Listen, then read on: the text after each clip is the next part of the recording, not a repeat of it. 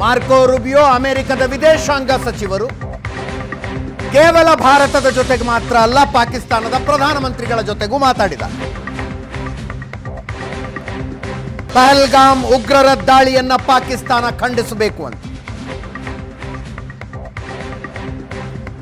ಸಾರ್ವಜನಿಕವಾಗಿ ಈ ಭಯೋತ್ಪಾದಕ ಕೃತ್ಯವನ್ನ ಖಂಡಿಸಿ ಭಾರತದ ಜೊತೆಗೆ ತನಿಖೆಗೆ ಸಹಕಾರ ಕೊಡಿ,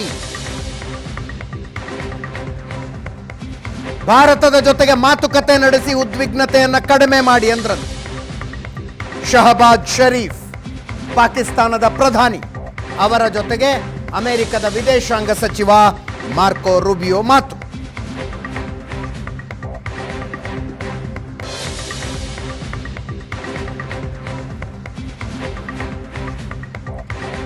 ವಿಶ್ವಸಂಸ್ಥೆ ಭದ್ರತಾ ಮಂಡಳಿಯ ಸಭೆಯಲ್ಲಿ ಪಹಲ್ಗಾಮ್ ದಾಳಿಯನ್ನ ಖಂಡಿಸುವ ನಿರ್ಣಯ ಮಂಡಿಸಲಾಗಿದೆ.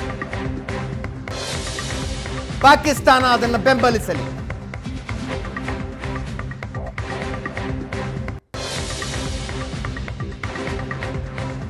TRF, ದಿ ರೆಸಿಸ್ಟೆನ್ಸ್ ಫ್ರಂಟ್, ಈ ಭಯೋತ್ಪಾದಕ ಕೃತ್ಯ ಎಸಗಿದೆ, ಇದನ್ನು ಖಂಡಿಸಬೇಕು ಅಂತ ವಿಶ್ವಸಂಸ್ಥೆ ಭದ್ರತಾ ಮಂಡಳಿಯ ನಿರ್ಣಯ ಆಗಿತ್ತು.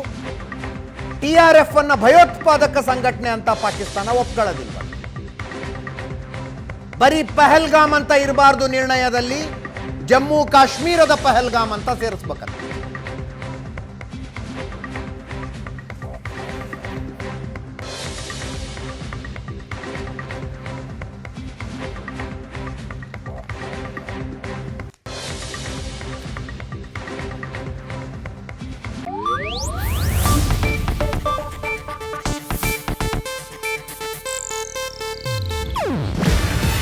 ಇದು ಏಷ್ಯಾನೆಟ್ ನ್ಯೂಸ್ ನೆಟ್ವರ್ಕ್ ಪ್ರಸ್ತುತಿ.